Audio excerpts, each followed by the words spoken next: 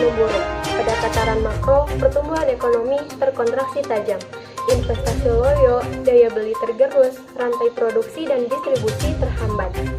Menurunnya kemampuan ekonomi, baik yang dialami oleh negara maupun individu, sekarang ini berada dalam lingkaran waktu yang tidak tentu. Sensitivitas pengambilan kebijakan sangat penting mendorong perekonomian kembali pulih.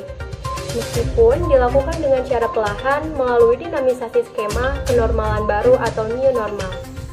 Pandemi COVID ini memberikan dampak berimbang kepada sisi permintaan dan sisi penawaran. Sisi permintaan identik dengan daya beli masyarakat. Saat ini, sisi permintaan mengalami penurunan daya beli. Rendahnya daya beli masyarakat sebagai akibat dari menurunnya penghasilan merupakan dampak langsung dari kebijakan pemotongan upah ataupun karena pekerja benar-benar kehilangan pekerjaan. Mereka yang kehilangan pekerjaan dan memiliki tabungan masih dapat bertahan meskipun dalam jangka waktu yang pendek. Nasib berbeda dialami oleh pekerja yang tidak memiliki tabungan yang hidup dengan pola subsisten, di mana pekerja kesulitan memenuhi kebutuhan, bahkan sekedar untuk hidup.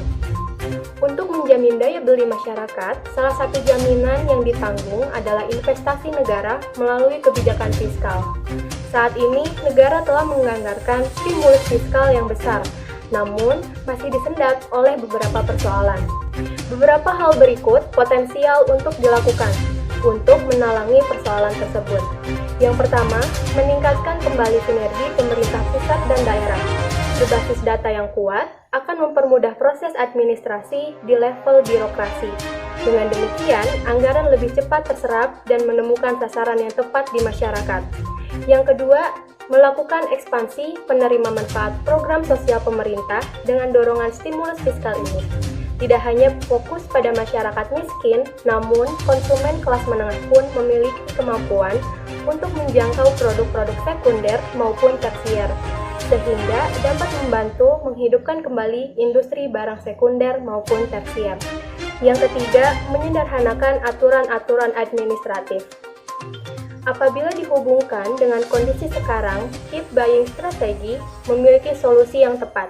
Strategi ini diusung pemerintah melalui skema kebijakan sosial safety net, program jaring pengaman sosial yang menjamin daya beli masyarakat di tengah terperosok seperti ini.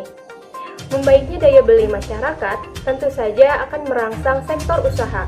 Efek menjalar ini apabila dipraktikkan secara meluas akan mendorong percepatan pemulihan ekonomi akibat daya beli masyarakat menurun.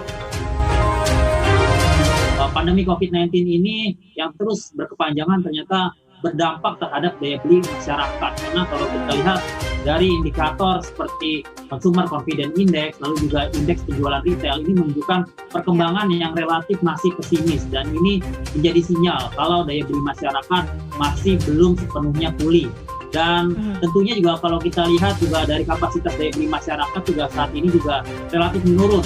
Ini tercermin dari angka tingkat pengangguran masyarakat juga yang kalau kita lihat periode 2019 dibandingkan tahun 2020, pada tahun 2020 ini mengalami kenaikan yang relatif cukup signifikan. Dari sebelumnya tingkat pengangguran itu berada di level sekitar 5%, tahun 2020 naik menjadi level sekitar 7%. Untuk kondisi seperti ini tentunya peran krusial yang paling dibutuhkan adalah peran dari pemerintah. Entah itu pertama terkait dengan peran pemerintah untuk mendorong daya beli masyarakat, entah itu melalui program sosial safety net ataupun juga program-program terkait dengan stimulus untuk kebutuhan konsumsi masyarakat. Lalu yang kedua, karena ini merupakan konsekuensi dari pandemi COVID-19 yang berkepanjangan, maka mau tidak mau pemerintah juga harus melakukan kebijakan terkait dengan kebijakan untuk memulihkan tingkat kesehatan masyarakat, atau dengan hal ini adalah tentunya